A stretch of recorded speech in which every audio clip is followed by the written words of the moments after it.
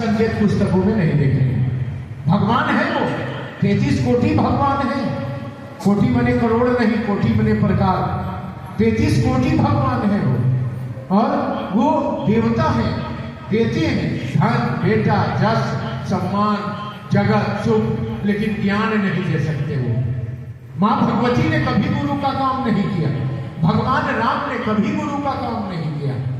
भगवान कृष्ण एक बार गुरु का काम करते हैं जब महाभारत का युद्ध चल रहा है और युद्ध में अर्जुन बाण नहीं उठा रहे हैं, सामने अपने भाई को देख रहे हैं और कह रहे हैं कैसे बाण उठाएं, कैसे चलाएं। तब वहां वह उनके सारथी केशव हैं, कृष्ण हैं।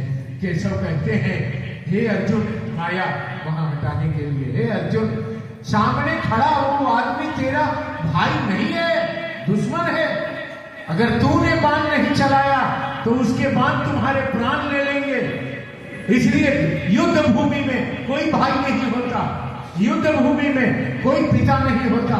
उठाओ, निकालो तरकस से बाण और चलाओ और भेद दो सामने वाले का सीना।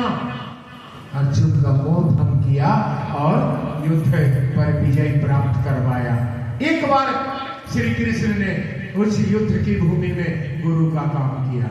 अब युद्ध समाप्त हो गया है, महाभारत खत्म हो गया है, कौरवों पर पांडवों की विजय हुई है।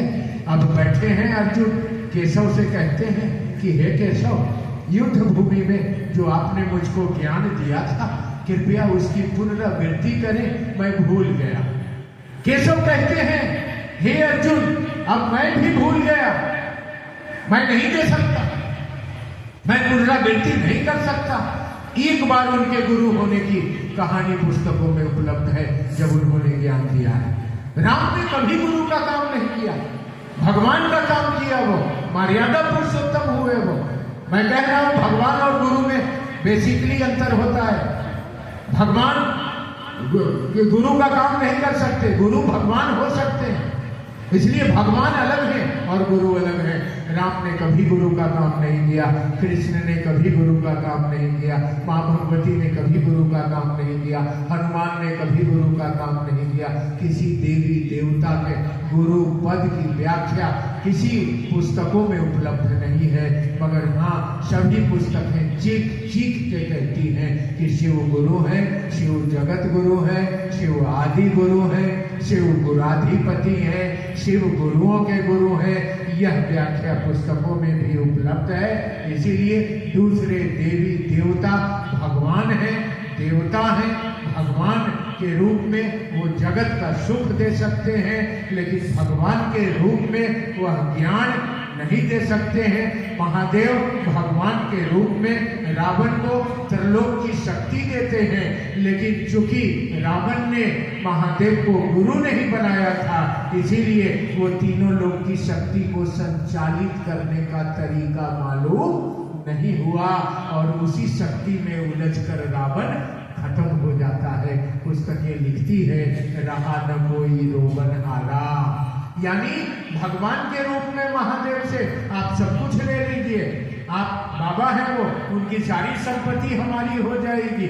वो भोला बाबा है, शंकर भगवान है, पिता है, जगत पिता है, तो उनकी सारी संपत्ति हमारी आपकी होगी, उसमें कोई दिक्कत नहीं होगा।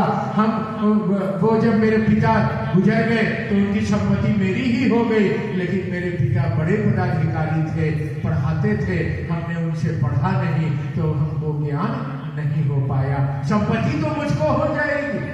महादेव भगवान के रूप में है तो मुझको बेटा, धन, पैसा, जगत का सुख तो दे देंगे, लेकिन इस जगत के माया से मुक्ति का मार्ग नहीं देंगे, क्योंकि जब वो गुरु होंगे तब ज्ञान देंगे।